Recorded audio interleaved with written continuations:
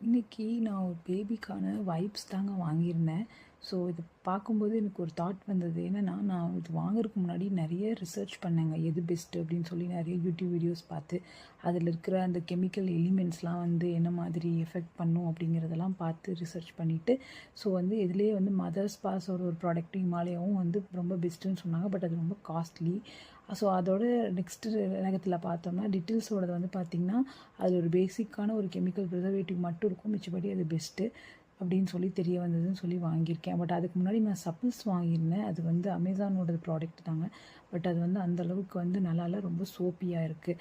But இது எல்லாத்துக்கும் அப்புறம் எனக்கு ஒரு ரியலைசேஷன் வந்ததுங்க. பேசாமல் இதெல்லாம் ரொம்ப அவசியம்னா யூஸ் பண்ணிவிட்டு, most of the time hot water கெட்டிலில் வச்சு அதுவே அப்படியே தண்ணி ஒரு துணியில் தொடச்சி நம்ம அப்படியே யூஸ் பண்ணோம் அப்படின்னா, குழந்தைக்கு எந்த பிரச்சனையுமே இல்லை. இதுக்கு எதுக்குடா இவ்வளோ ரிசர்ச் அப்படின்னு தோணுச்சு.